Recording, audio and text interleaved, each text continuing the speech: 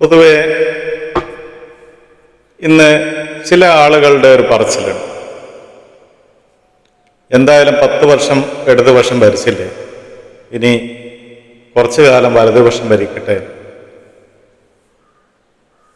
കേൾക്കുമ്പോൾ ഒരു രസകരമായിട്ട് തോന്നും, ആർക്കും യോജിക്കാൻ പറ്റുന്ന ഒരു സ്റ്റേറ്റ്മെന്റ് ആയിട്ട് ചിലപ്പം തോന്നും.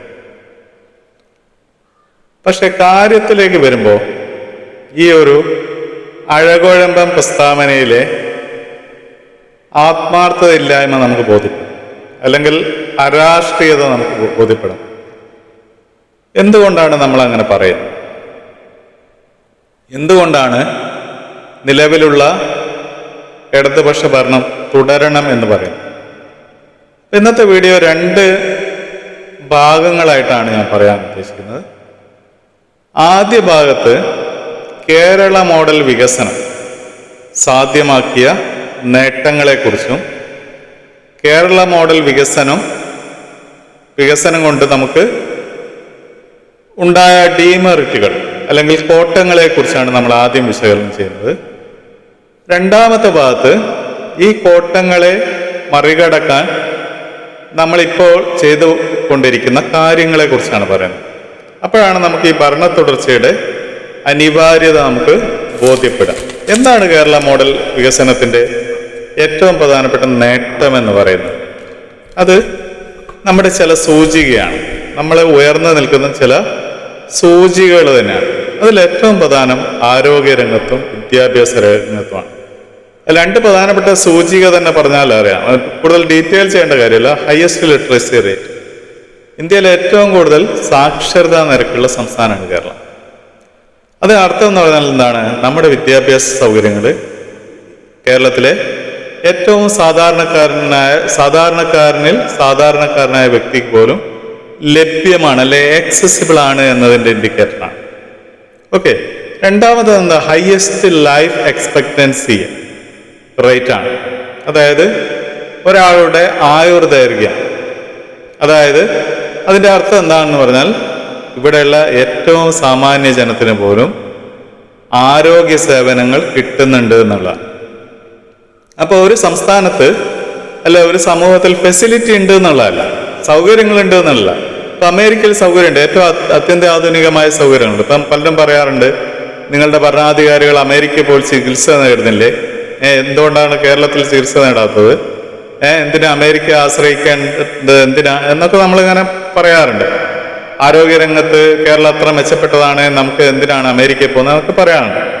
അവിടെ കാണേണ്ട വസ്തുത, ആരോഗ്യരംഗത്ത് അവർക്ക് അത്യന്താധുനികമായിട്ടുള്ള ചികിത്സാ സൗകര്യങ്ങളുള്ള ഇൻസ്റ്റിറ്റ്യൂട്ടുകളുണ്ട്, ശരിയാണ്. പക്ഷെ പൊതുജന ആരോഗ്യ രംഗത്ത് സാമാന്യ ജനത്തിന് ആക്സസിബിൾ അല്ല. അത്തരം സംവിധാനങ്ങൾ എന്തല്ല, സാമാന്യ ജനത്തിന് ആക്സസിബിൾ അല്ല. സാമാന്യ ജനത്തിന് വലിയ ഇൻഷുറൻസ് സ്കീമിന്റെ ഭാഗമായാൽ മാത്രമേ ഇത്തരം സേവനങ്ങൾ വികസിത രാജ്യങ്ങളിൽ കിട്ടുള്ളൂ. അവിടെ ഈ ആതുര സേവനങ്ങൾ നിർണ്ണയിക്കുന്ന ഇൻഷുറൻസ് കമ്പനികളാണ്. പക്ഷെ ഇവിടെ അതല്ല. ഇവിടെ എല്ലാ മനുഷ്യനും എന്താണ്, ആതുര സേവനങ്ങൾ ലഭിക്കുന്നുണ്ട് എന്നുള്ളതാണ് ഈ കേരള മോഡൽ വികസനത്തിന്റെ ഏറ്റവും പ്രസക്തി എന്ന് പറയുന്നത്. മറ്റൊന്നെന്താണ്, ഞാൻ ഇതിന്റെ തുടർച്ച തന്നെയാണ് നമ്മുടെ വിപുലമായ ആരോഗ്യ സംവിധാനങ്ങളാണ്, നമ്മുടെ ആശുപത്രികളാണ്, അല്ലെ. ലേറ്റസ്റ്റ് നമ്മൾ എന്ത് ചെയ്തിട്ടുണ്ട്, നമ്മുടെ പ്രൈമറി ഹെൽത്ത് സെന്ററുകളെ പോലും ഫാമിലി ഹെൽത്ത് സെന്ററുകളായിട്ട് വിപുലീകരിച്ചിട്ടുണ്ട്. അതായത് രോഗികൾക്ക്, സാമാന്യ ഒരു നാട്ടിൻ പുറത്തെ രോഗികൾക്ക്, ജനങ്ങൾക്ക് കിട്ടേണ്ട സേവനത്തിന്റെ സമയം പോലും നമ്മൾ ഡബിളാക്കി വർദ്ധിപ്പിച്ചു. ഉച്ചവരെ ആയിരുന്ന സമയം നമ്മൾ എന്ത് ചെയ്തു, വൈകിട്ട് വരെ വർദ്ധിപ്പിച്ചു ഫാമിലി ഹെൽത്ത് സെന്ററുകളിൽ. അതേപോലെ നമ്മുടെ കേരളത്തിലെ വിദ്യാലയങ്ങൾ അങ്ങേയറ്റം എന്താണ്, ആധുനികവൽക്കരിക്കപ്പെട്ടതാണ്. അടിസ്ഥാന സൗകര്യത്തിന്റെ കാര്യത്തിൽ അങ്ങേയറ്റം ആധുനികവൽക്കരിക്കപ്പെട്ട വിദ്യാലയങ്ങളാണ്. നമുക്ക് ഭയരഹിതമായി നമ്മുടെ കുട്ടികളെ അയക്കാൻ പറ്റുന്ന വിദ്യാലയങ്ങളായി മാറിയിട്ടുണ്ട്. നമ്മുടെ പ്രൈമറി സെക്കൻഡറി എഡ്യൂക്കേഷൻ എന്ന് പറഞ്ഞാൽ അങ്ങേയറ്റം ക്വാളിറ്റി ഉള്ള ഒന്നാണ്. ഒരുപാട് വിദ്യാഭ്യാസ രംഗത്തുള്ള ആധുനിക പരീക്ഷണങ്ങൾ നടന്ന വേദിയാണ്. അതിൻ്റെ ഗുണഫലങ്ങൾ അനുഭവിക്കുന്ന ഒരു സമൂഹമാണ് നമ്മുടെ.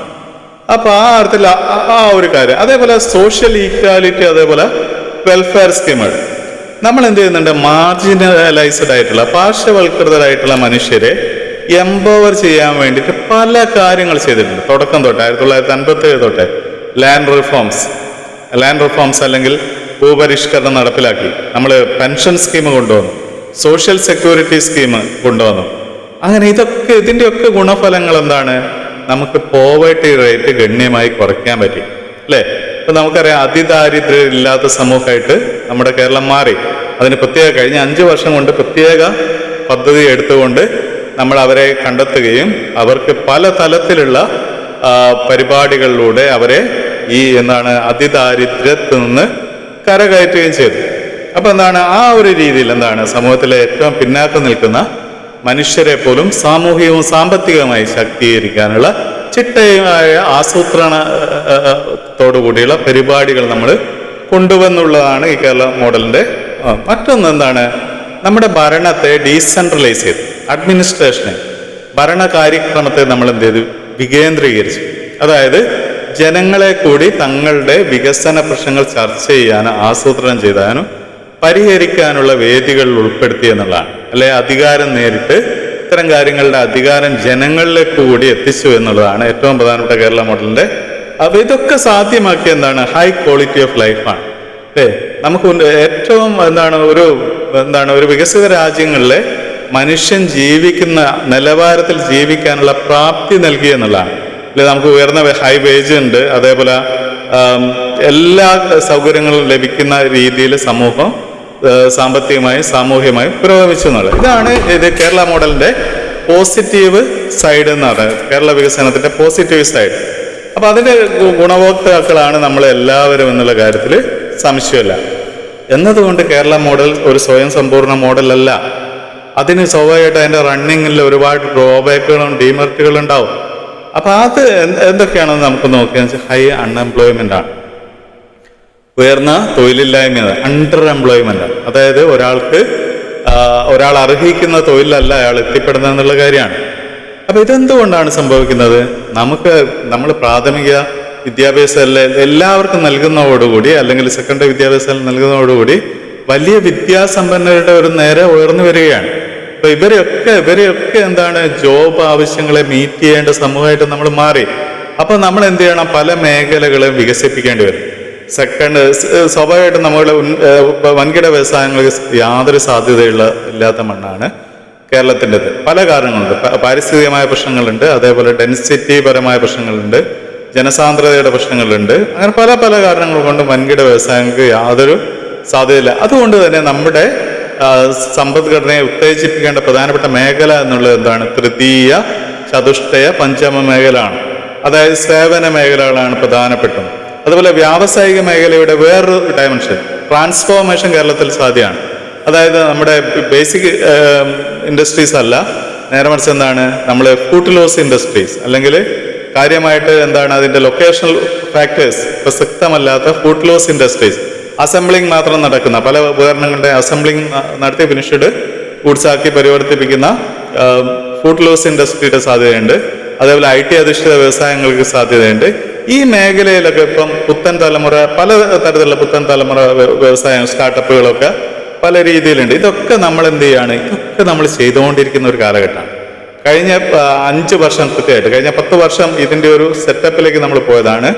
കഴിഞ്ഞ 5 വർഷം ഇത് ട്രാക്കിലേക്ക് കയറി. ഈ കാര്യങ്ങളെ ട്രാക്കിലേക്ക് കയറുകയും നമുക്ക് ഭാവിയിൽ തൊട്ട സമീപ ഭാവിയിൽ തന്നെ റിവേഴ്സ് മൈഗ്രേഷൻ സാധ്യമാകുന്ന രൂപത്തിൽ കേരള സമൂഹം മാറ്റിയെടുക്കാനുള്ള ചിട്ടയായ ആസൂത്രണത്തിന്റെ രീതിയിലുള്ള പ്രവർത്തനങ്ങളായിട്ട് നമ്മൾ മുന്നോട്ട് പോവുകയാണ്. അപ്പൊ ഇവിടെയാണ് നമ്മൾ ഡീറെയിൽ ചെയ്യാതിരിക്കാൻ ശ്രദ്ധിക്കേണ്ട ഒരു കാര്യം. ഇതുമായിട്ട് ബന്ധപ്പെട്ട മറ്റു ചില കാര്യം, നമ്മുടെ പ്രശ്നം എന്തായിരുന്നു? ലോ ഇൻഡസ്ട്രിയലൈസ്, അത് ഞാനിപ്പം പറഞ്ഞു. അതുപോലെ റെമിറ്റൻസ്, നമ്മൾ വിദേശ നാണ്യത്തെ ഡിപ്പെൻഡ് ചെയ്യുന്നൊരു സമൂഹമാണ്. അതേപോലെ ഇൻഫ്രാസ്ട്രക്ചർ പ്രതിസന്ധികളൊക്കെ ഉണ്ട്.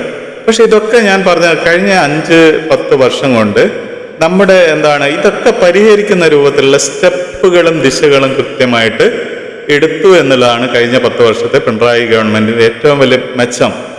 ഞാൻ നേരത്തെ പറഞ്ഞ പോലെ റിവേഴ്സ് മൈഗ്രേഷൻ, ആളുകൾ തിരിച്ചു വരുന്ന രൂപത്തിലുള്ള ചിട്ടയായ ദിശാബോധമുള്ള കാര്യങ്ങളാണ് നമ്മുടെ വ്യവസായ വകുപ്പായാലും മറ്റെല്ലാ വകുപ്പായാലും ഈ മേഖലയിൽ, ടൂറിസം വകുപ്പായാലും എല്ലാം ചെയ്തുകൊണ്ടിരിക്കുന്നത്. എല്ലാ മേഖലയിലും, അടിസ്ഥാന സൗകര്യ വികസനത്തിന്റെ കാര്യത്തിലായാലും എല്ലാം ഇതൊക്കെ നമ്മൾ ഗുണം കൊയ്യാൻ പോവുകയാണ്.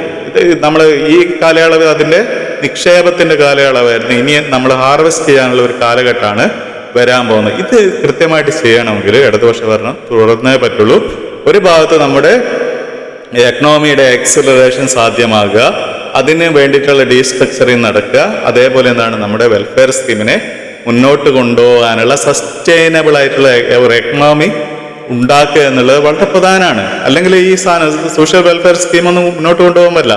പൈസ ഇല്ലെങ്കിൽ ഇതൊന്നും മുന്നോട്ട് കൊണ്ടുപോകില്ല. അതിന് ബേസ് ഉണ്ടാക്കുക എന്നുള്ളത് പ്രധാനമാണ്. കഴിഞ്ഞ 10 വർഷത്തെ ഗവൺമെന്റ് അതിനുവേണ്ടി കിണഞ്ഞ് പരിശ്രമിച്ചിട്ടുണ്ട്. അതിന്റെ ഫലം നമുക്ക് അനുഭവിക്കണമെങ്കിൽ ഈ ഒരു ഭരണത്തിന് അത് തുടർച്ചയുണ്ടായേ പറ്റുള്ളൂ. അത് ആ ഭരണത്തിന് വ്യക്തമായ രാഷ്ട്രീയ ദിശകൾ ഉണ്ടാവേണ്ടത്. ഒരു ഭാഗത്ത് നമുക്കറിയാം ഇവിടുത്തെ സ്വകാര്യ ഹോസ്പിറ്റലുകൾ അമേരിക്കൻ കുത്തകൾ വാങ്ങിക്കൂട്ടുന്നുണ്ട്. അപ്പൊ ഇതിനൊക്കെ നേരിടണമെങ്കിൽ പൊതുമേഖലയിൽ നമുക്ക് ഒരു എംപവർമെന്റ് ഒന്നുകൂടി ഉണ്ടാവേണ്ടതുണ്ട്.